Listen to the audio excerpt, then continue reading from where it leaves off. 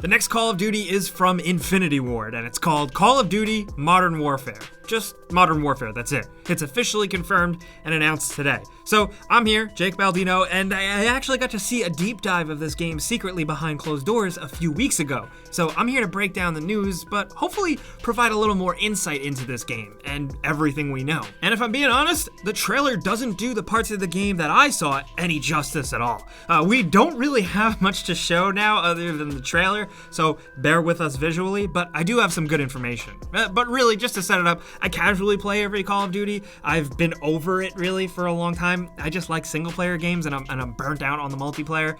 And I'm hoping this one, Modern Warfare, changes the landscape a bit because everything I see seems right up my alley. This game might freak people out. I'll get to that in a bit. Let's break down the juicy details if you missed it. First things first, the game is built on a completely new engine. Gameplay and graphics are rebuilt, and the game brings that same 60 Hz high frame rate action that you probably expect, but apparently will support everything modern like 4K, HDR, and ray tracing on PC. Now, from what I got to see, there was a massive focus on photogrammetry, or in layman's terms, doing ultra high quality photo scans of real world stuff and putting it in games to make the games look more realistic. It's been done before, it looks good, and this new Call of Duty is doubling down on it. The developers said they traveled the world scanning objects from guns to materials like cloth to entire buildings and stuff, as well as getting as detailed as scanning burned out cars from the California wildfires for Warzone realism or whatever. There's also a big emphasis on light and darkness, on spectral rendering and real-time heat radiation and infrared at all times,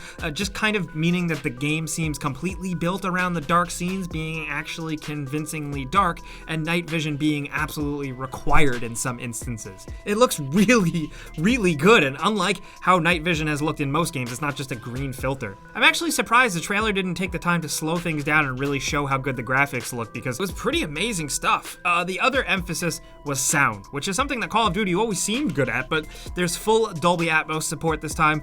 Gunshots sound huge and scary. They're also accounting for what type of ground the empty shells will fall and hit from the gun, whether it's actually hitting the floor or hitting a wall next to you, and all of the sounds are unique. It kind of totally seem like overkill, I guess, but honestly, I think they're just spending that Call of Duty cash and putting their money where their mouth is. But whatever, here's the deal about the single-player campaign, dude. It is a reboot. The developers told me that the Modern Warfare games escalated so much by the end of, Modern Warfare 3. There was nukes, a massive-scale war, the United States soil had been invaded, Paris was, blown up, so they figured how much further could they push it? So instead, they turned to start fresh with a new, blank, bit more realistic universe involving revised, more real versions of characters in that universe. Price is back, he's heavily featured, and now he's not like a character. His visual, his look is actually played by a real actor. They also said there will be other new versions of classic characters that show up as well. Who's your team? Some old comrades.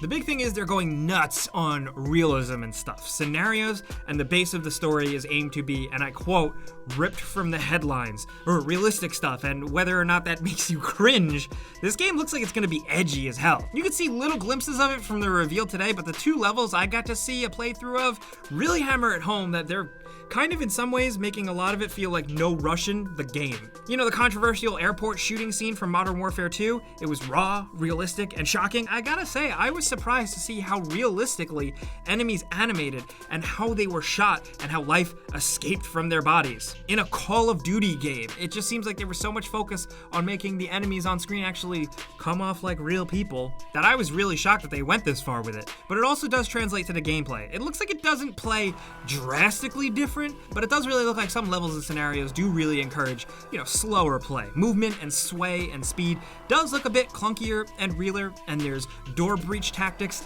and stacking up, Rainbow Six style stuff. I love that shit. I got to see a squad slowly work through a house, clearing every room and dispatching bad guys. And also, but thankfully not killing a civilian with a baby at one point. It felt like the end of Zero Dark 30, the whole house scene. You can also control the speed at which you open and peek sneak through doors. You can also brace your gun around like a corner edge for more stability as you corner into a room. Shooting through certain materials and walls has always been a Call of Duty thing for a while, but it seems like there's a stronger emphasis on it in a destructive way, you know, in close quarters, especially like blowing people away through doors and stuff with the doors shattering. Now, there are Tier 1 elite military operators with the latest technology and tactics, and rebel freedom fighters with more raw guerrilla tactics, and apparently you're going to be playing as both of them a lot. Civilians are being murdered everywhere in a flashback scene involving an Afghan city and the Russians invading. You play as 2 children trying to escape and sneak around the soldiers as they murder your family members. Then there's also the section where Midtown London is bombed by terrorists, and you're the team that finds the brownstone apartment that they're in,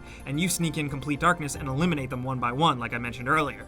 Blood splatters on the wall, people go limp, single bullet takedowns, people are choking on their own blood. There's a lot going on here. Like I said, it feels raw, like, you know, no Russian, and I expect a lot of people to freak out about this game. Expect a lot of articles. Multiplayer is confirmed, although I don't have too many details on that front. There will be some sort of unified cross progression between everything single player and multiplayer, and there will be co-op modes. Gun customization allows you to build guns up from the ground up on like a weapons workshop bench, and also, full crossplay between PC and console. That's what they're saying. It looks like that's becoming more and more of a thing. I guess never underestimate big old corporations and all their fat stacks of cash. But anyways, we do know Modern Warfare is releasing on October 25th, 2019 for PC, PS4, and Xbox One. There is no traditional season pass, and there will be free maps and content, but I'm sure there'll be something else down the line because it is 2019. I'm just glad that single player is back front and center, and from what I've seen, this does look like a good one. There's still so many questions. We need to see more of this game. We need to see a real public deep dive.